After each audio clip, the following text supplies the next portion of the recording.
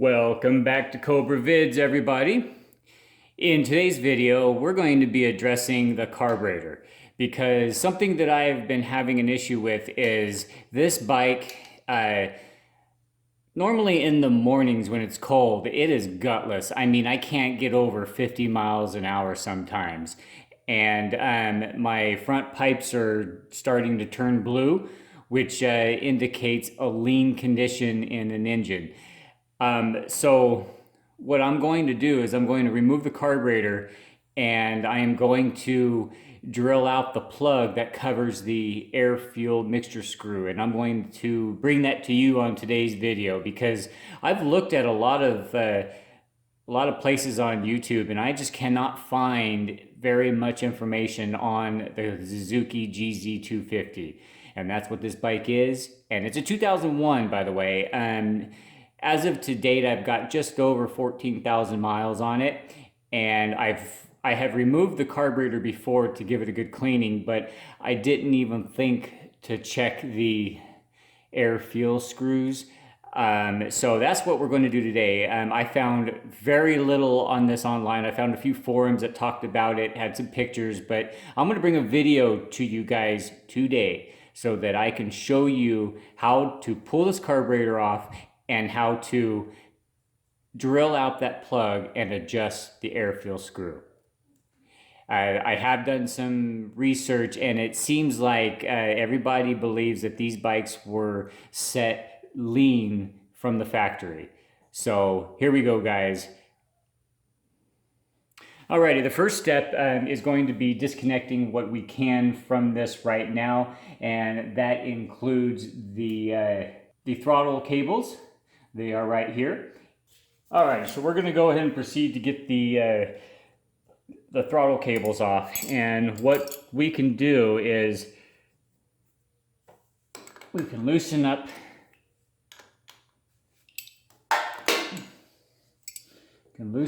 these a little bit here, just enough to see how loosening them up is moving this nut down. If we do disturb it, it's not very hard, and I will show you guys how to do that when this is all back together.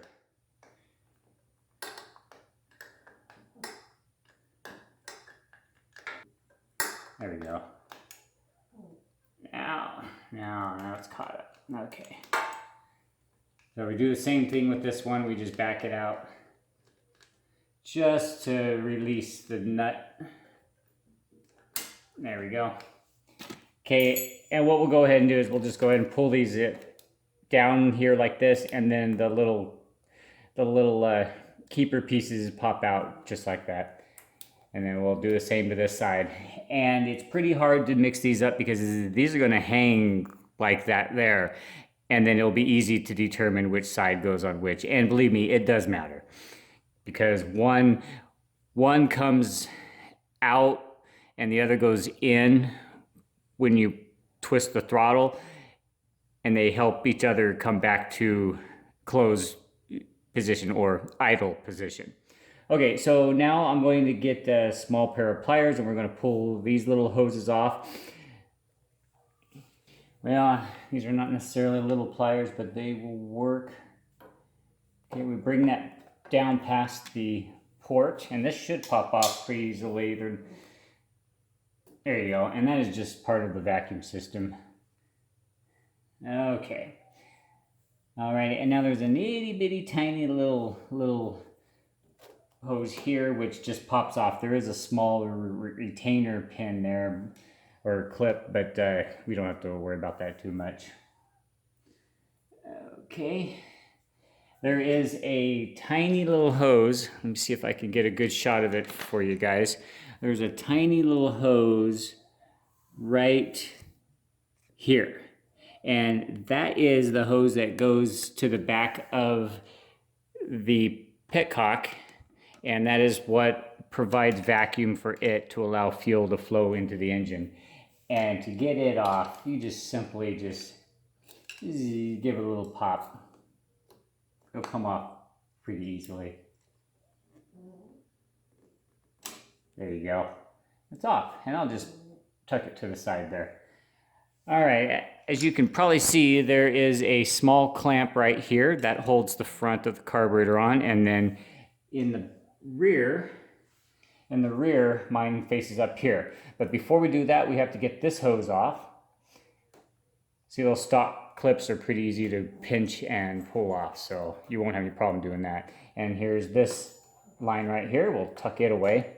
And remember where you tuck away your hoses, because you will definitely need to get back at those a little later. Okay, I'm going to put my head in your view for a second here. Okay.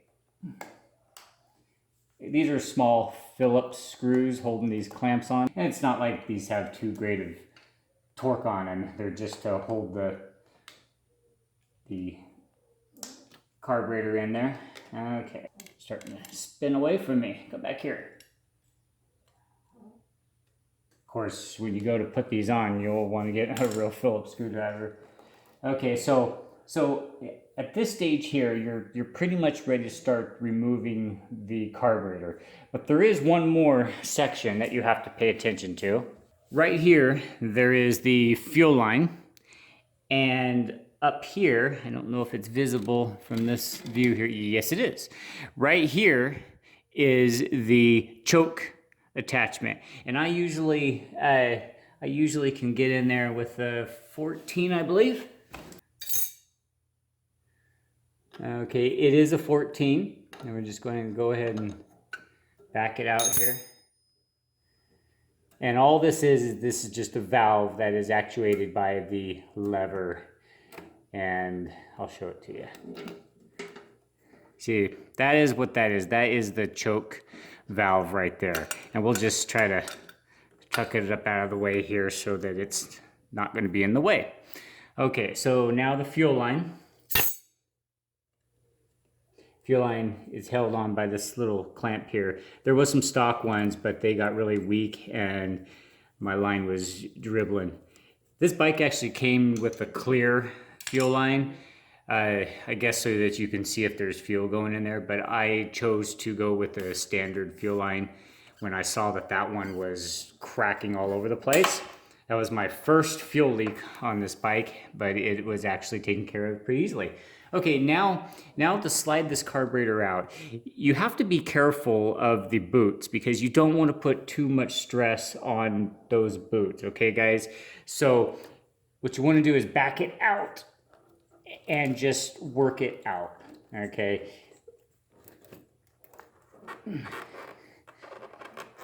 Some people have better luck getting it out the left side or the right side, but as you could see, I got mine out pretty easily. Just felt something drop out of it. That wasn't good. Or maybe it was good. Maybe that's what was causing my problem, huh? Ooh, I'm gonna get high on those fumes. A little bit of fuel fumes in there. Okay, so now the air fuel screws that I was referring to. Very interesting, guys, right here. There is no screw, no plug in there. What does that mean? That is the screw, that is the air fuel screw right there.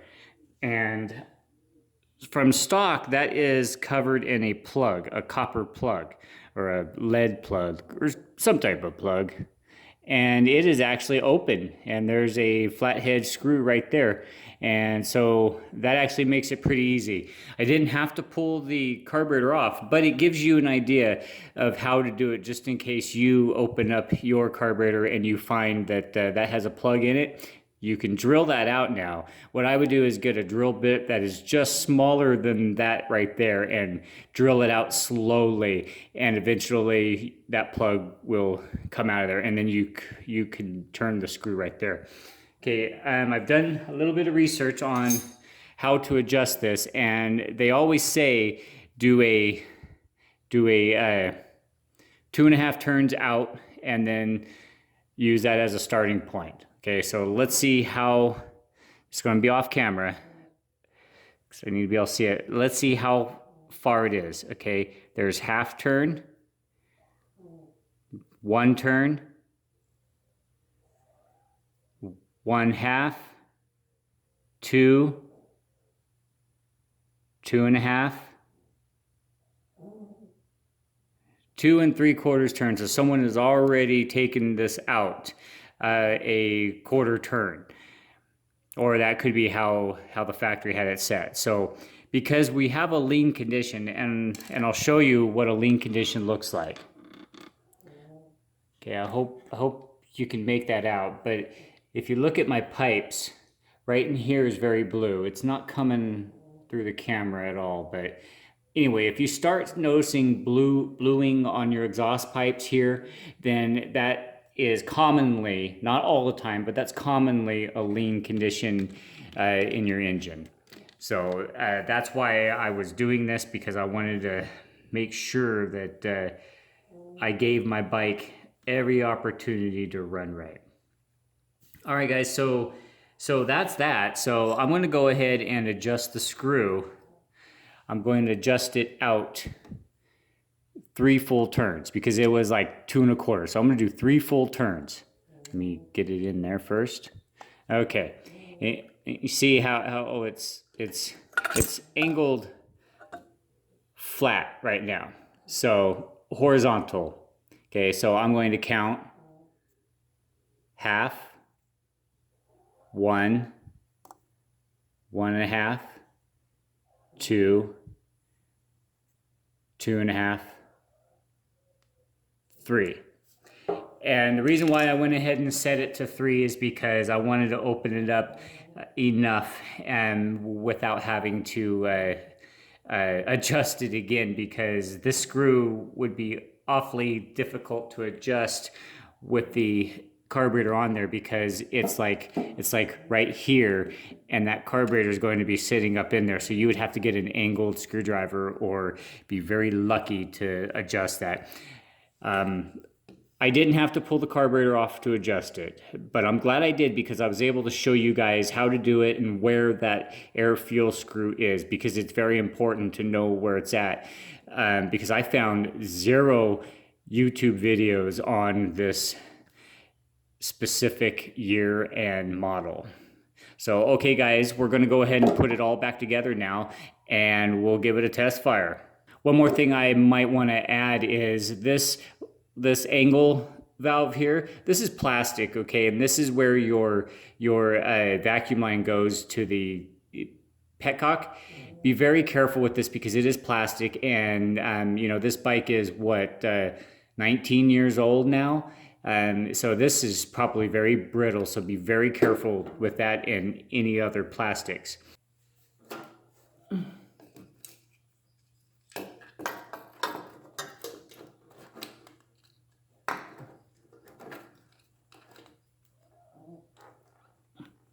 You saw how I slipped the edge of the back in, and now it gives me just enough room to slide the front in there.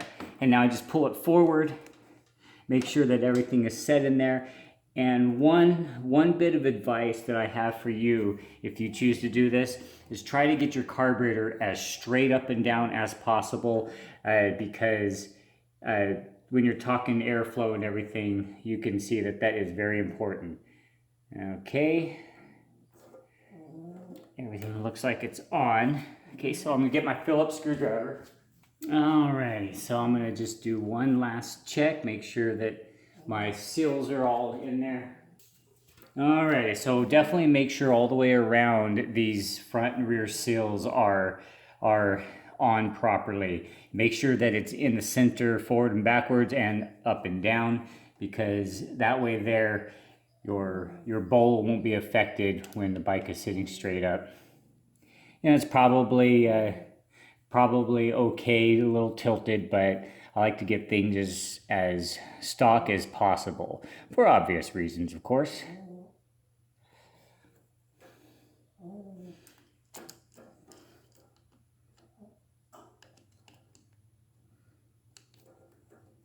There we go. Pretty happy with that. Okay, and as far as getting your throttle lines back on, it's pretty simple. First, of course, you want to take and slide in. Bring this around so that you can see a little better.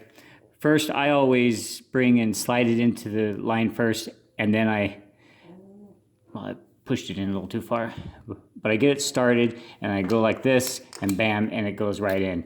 Then I'll take and do that right there, because this line will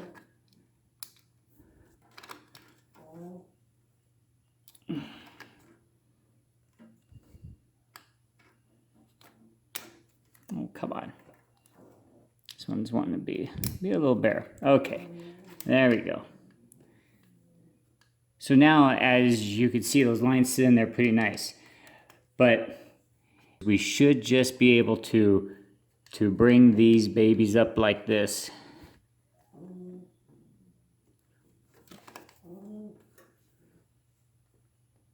Okay, and what you want to do is you want to get it to where, see, this side here, as you twist the throttle, pulls up. And what I like to do is bring the throttle full to where it stops, and then I like to twist this a little bit more, and guess what? It's all the way at the max, because I didn't mess with these screws as I was loosening the tops, so they went pretty much right back to where they should be.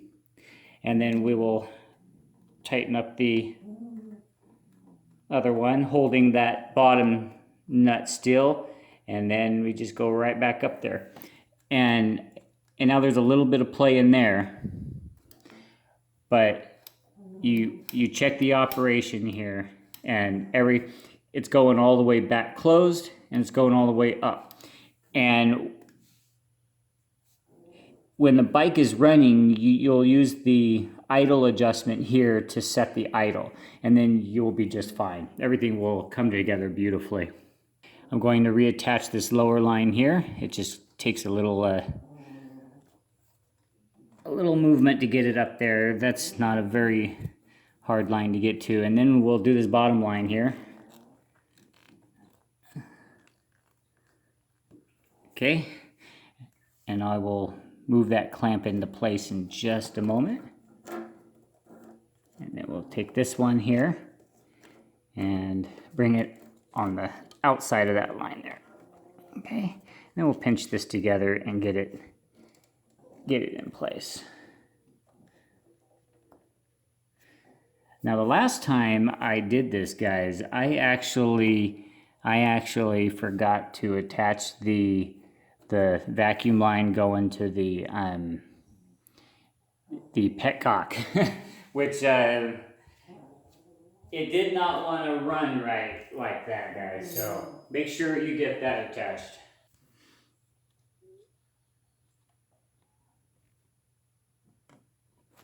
Okay, there you go.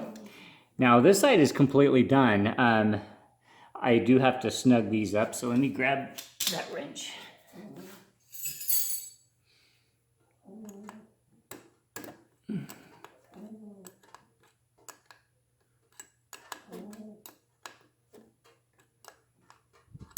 Okay. All right, so once these are snugged down and you're happy with it, definitely redo the check. Make sure that everything is fully functioning. And what I'm going to do is I'm going to twist this down, because I don't know how it's going to run now.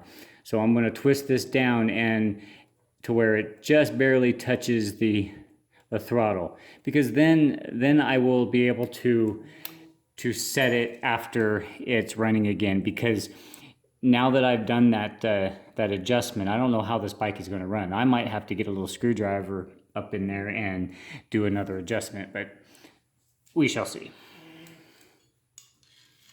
Okay, now we're going to go to the other side now. Okay, here we are. Now we're going to finalize everything. I'm going to take the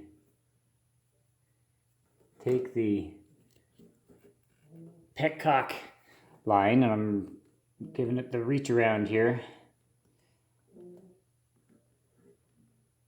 and I'm going to guide it on to that plastic elbow, vacuum elbow there. And like I said, man, be very careful with that, because you don't want to break it. You'll definitely regret it. Okay, so that's on there. Now I'm going to get the choke valve back in place. And these have very fine threads and just very few of them, so be very careful not to cross thread them because you'll have to buy a new carburetor if you screw it up.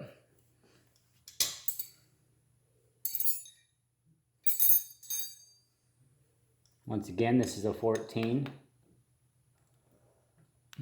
Okay. Yeah, and now the fuel line. We're almost ready to fire this guy up. See how she's going to do.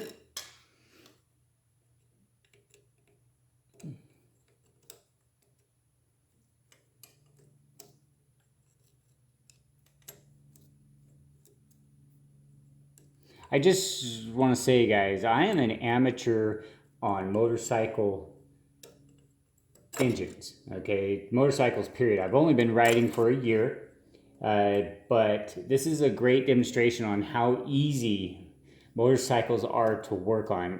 If you have a good grasp on a car or truck engine, then motorcycles are going to be a piece of cake for you.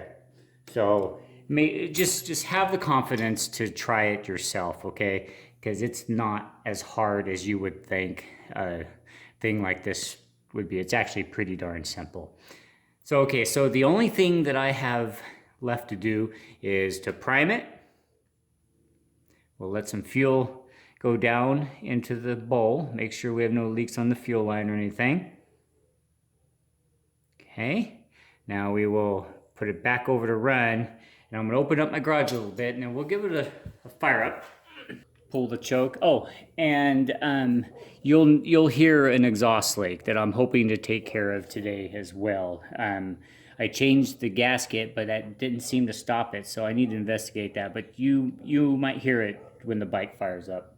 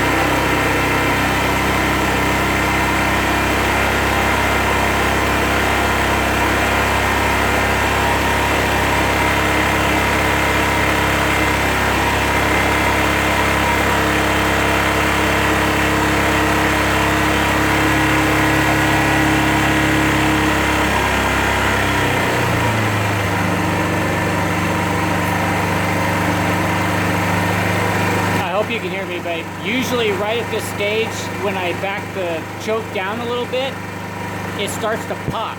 And that's also a sign of a lean engine, and I hear no popping. It's actually running very smooth right now.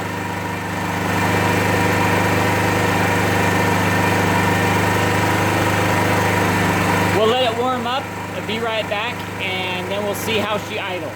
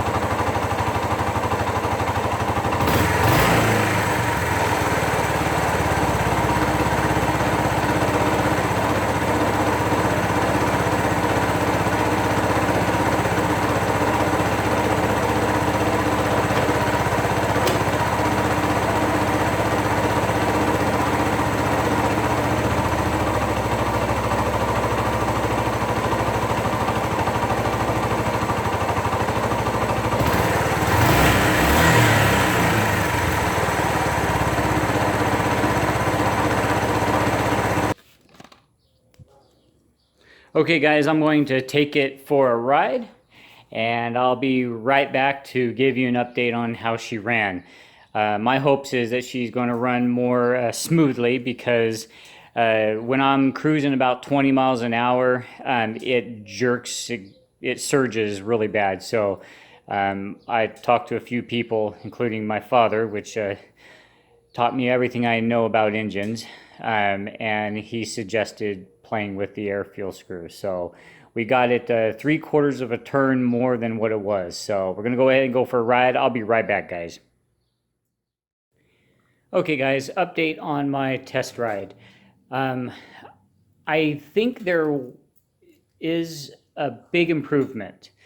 What I noticed is low end, it's more responsive, and top end, it seems like I can get up to 60 very consistently. And that's all I'm worried about. I mean, yes, it is a 250. I don't expect it to go 120, but I do expect it to be consistent at a certain top speed. And sometimes I could get up to 65, 70, sometimes 50 all the way home. The 35-mile drive home is all I can get. So hopefully this helps out with consistency. I think cruising at 20 miles an hour, there's still a little surging, but it's much, much lighter. So I'm hoping that it stays like that, because it was like I was on a bull riding a bull for 8 seconds. It was an intense surge, but now it's very light. So I hope it stays like that. But anyway, guys, I hope this helps you out in your GZ250 adventure. If you have anything that you would like for me to do on this bike or to show you how to do, please leave it in the comments. I've done it before and I would love to help you guys out again. So until next time, guys, if you haven't done so already, subscribe, like, and ring the bell so you can see the next video on the GZ250. See you next time.